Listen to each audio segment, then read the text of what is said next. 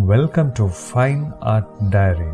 Today we'll see how to paint water stream and the rocks in a very easy way, step by step. So let's jump into the painting.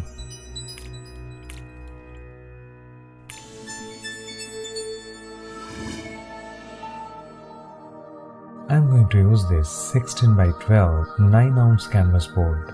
You can see I'm using the same color palette and the same artist acrylic paints for this painting also.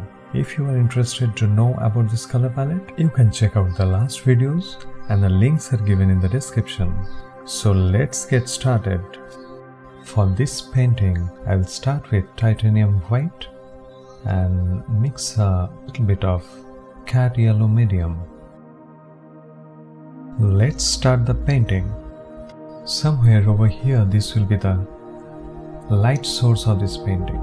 So the light will be flooded towards this side of the painting.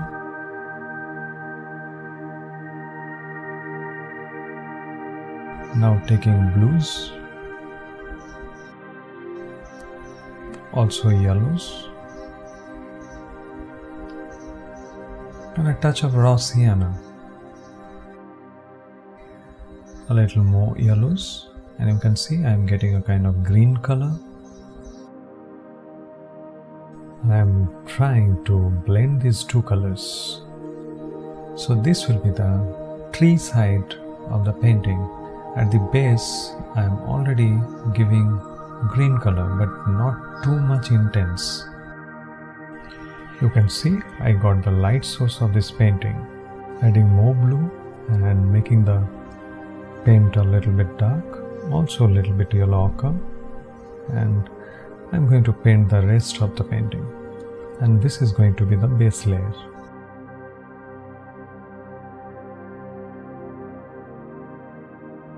You can see how I am coming towards the foreground and making things darker, and this will create the depth of the painting. The foreground is coming away from the light source and it is becoming more darker, and that is the reason it is creating the depth.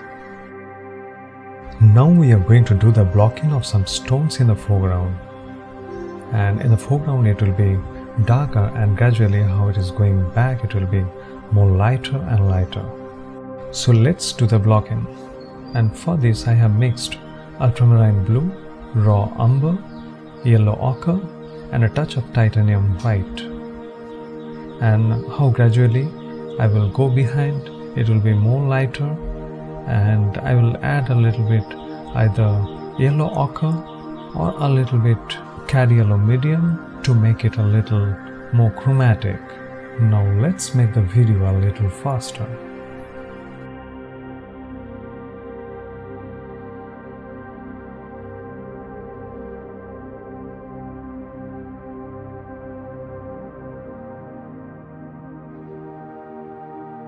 So you can see I am positioning so many rocks in the foreground, and for each rock I am changing the color. As I told, somewhere I am mixing a little bit yellow ochre, somewhere I am mixing a little bit blue, and like that I am making all the rocks a little different from each other. I think this is the most important stage in this painting. If your blocking is correct, then everything later on is going to be correct. You don't have to be very precise, but in terms of color and value, you should take care.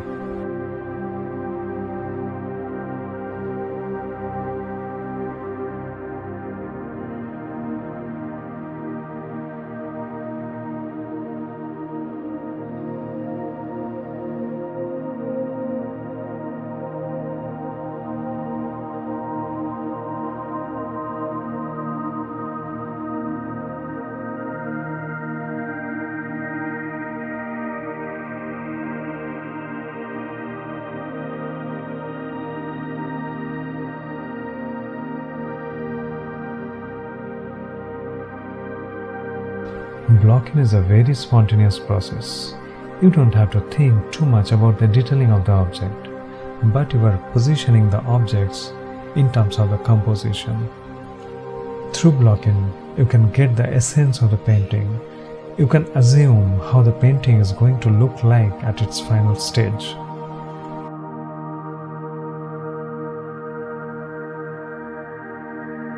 Now it's time to make some tree stems. In the mid-ground, the stems will be little thick, and at a distance the stems will be much more narrow. It will create the sense of perspective.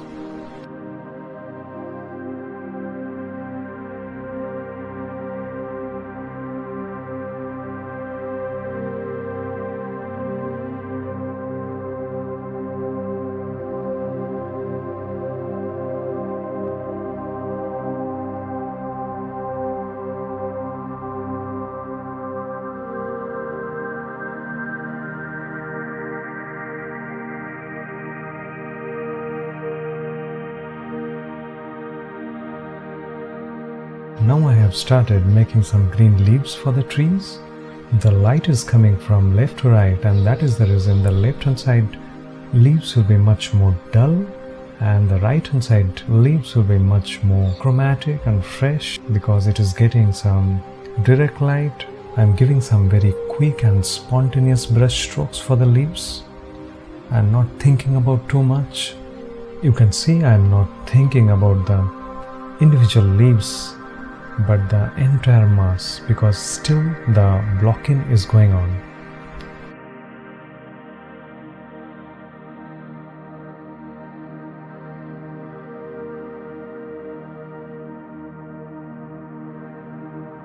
Alright, now let's exaggerate the light source a little bit, and for that I'm mixing titanium white and cad yellow medium.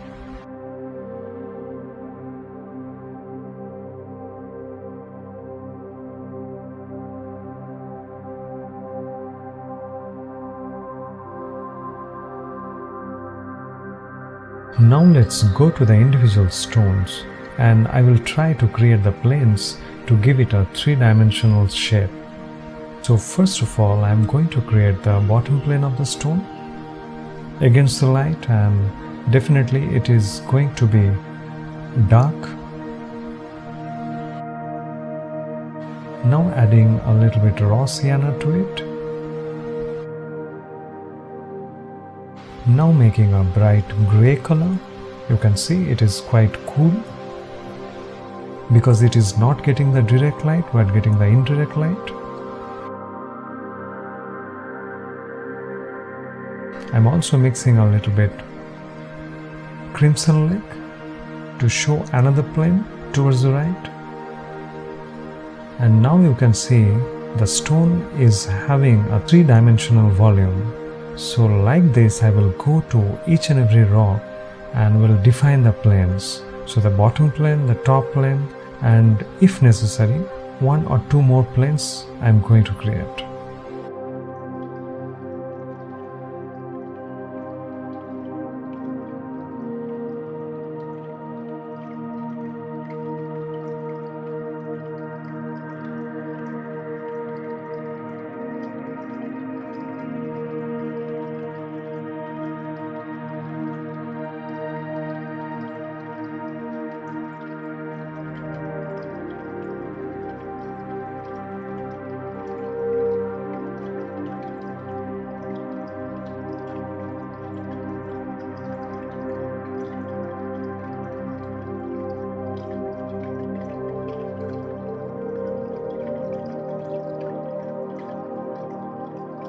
You can see I got some stones by painting the same manner.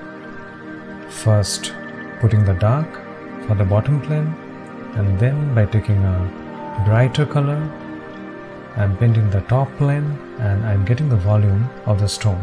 So I'm doing the same thing again and again. Now let's make the color a little bit lighter and exaggerate the top plane of the stones. And you can see it is looking better now.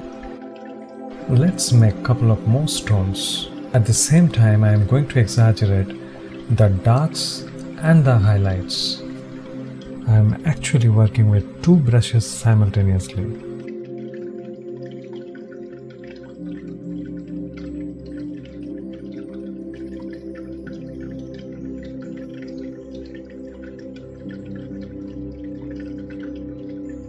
Here you can understand with a very limited strokes you can create an object. Only you need to focus on the planes, and that's all.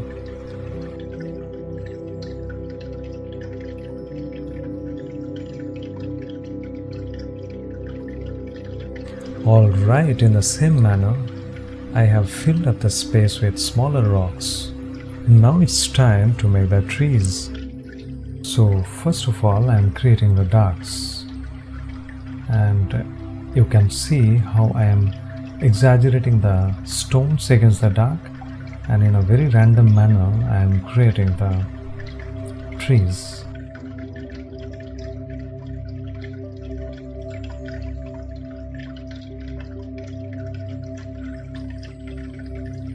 Here you can see how against the dark background the stones are popping out, and with a very limited brush strokes you can do this. Now I am preparing the lighter value of the leaves, and for that I am mixing my blues and the yellows, and I am getting a beautiful green color over here. And for this also, with some random brush strokes, I will get my leaves. So I am not thinking about individual leaves, but I am thinking in terms of the volume.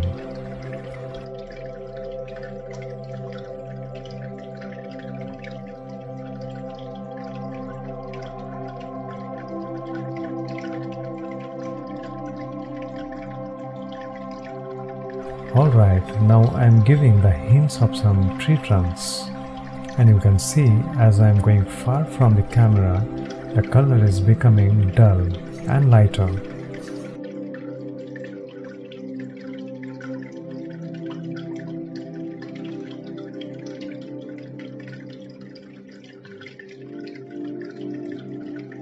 Now I am re-establishing the branches, and for that I am using a rigger brush. While making the branches, I will take care that some of the tree trunks are showing through the leaves, so I will paint some of the areas carefully behind the leaves.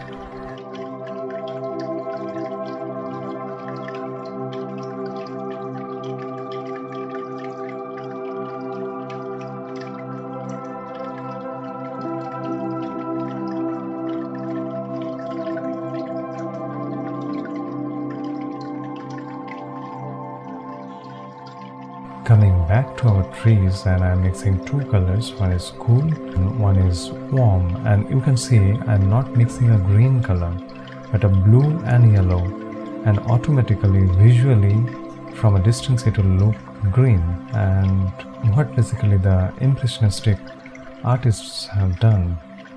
So from the same sense I am painting with a cool and also with a warm. You can see I am giving the hints of the leaves here and there, not too much. It should not be very detailed because the trees are not my focused objects. So I'm just giving the hints of some bushes, and you can see in the canvas itself the blues and the yellows will mingle together and will create a beautiful green.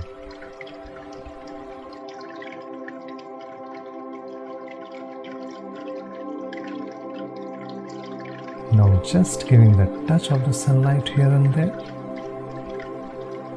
or maybe some flowers. Alright, now coming close to the stones, and let's add some detailing to the stones. We are painting water stream, so both the sides of the stream I need to do a little bit more detailing than the rest of the painting because this is my focal area. And the stones just beside the streams will have a layer of moss, and now I am trying to give the impression of the moss.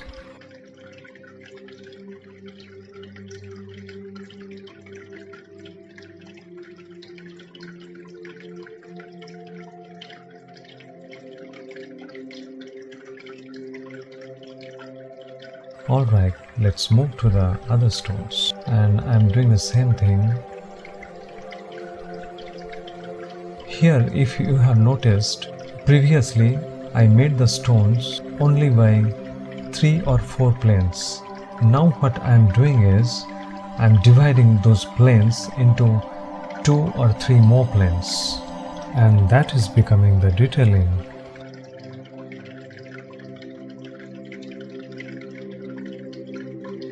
Now giving the touch of the highlight for all the stones here and there. How much I am increasing the brightness and the shadow in the stones. We are getting more and more volume of the stones.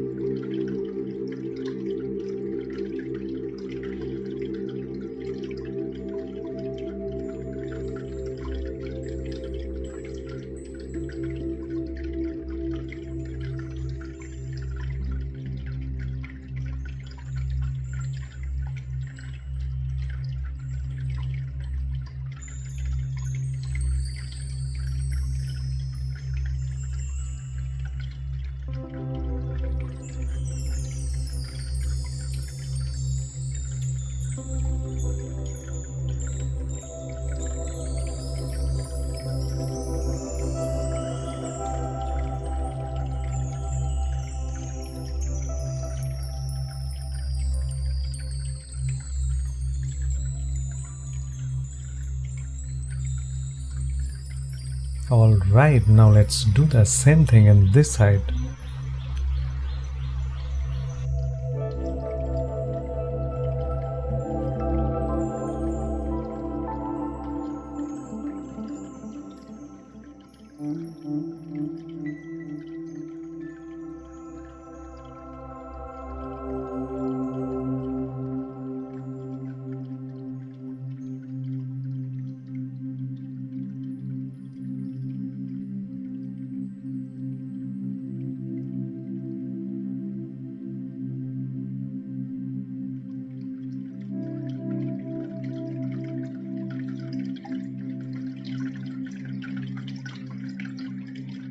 Now coming to the stream, with some very simplified brush strokes, I'll try to create the stream, and for this I'm using titanium white and a little bit of ultramarine blue into it. You can see how I'm painting around a particular rock from where water is flowing down.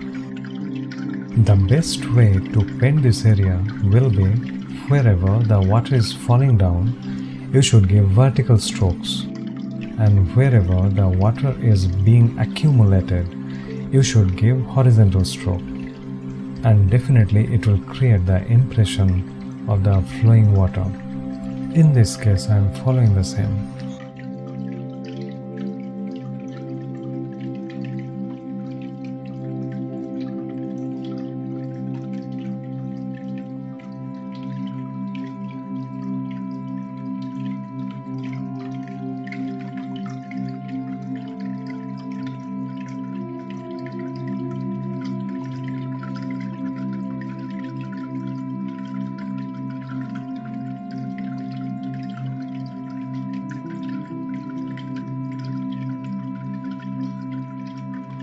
Some of the areas are getting direct highlight, and in those areas I am using direct white to give the maximum brightness.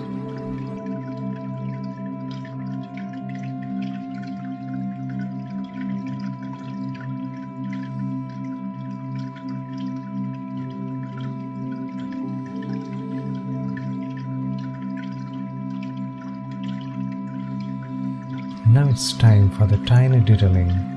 The connecting area of the rocks and the water surface will have narrow highlights, so I am trying to emphasize those connecting points.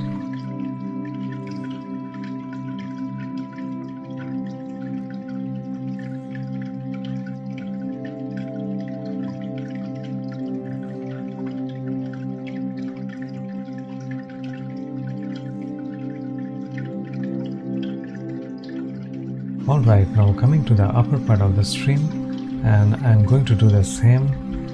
It's a combination of the vertical and horizontal strokes, and just by a few strokes I will try to give the impression of the upper stream.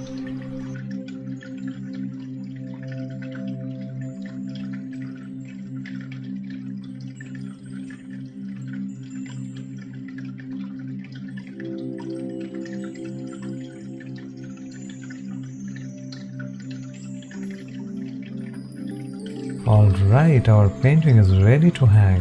Hope you enjoyed the painting process, and the materials I was using for this particular painting, I'm giving the entire list in the description. You can check it out. Also, if you are having any query related to painting, please write down in the comment box. I'll try to incorporate those things in my next videos.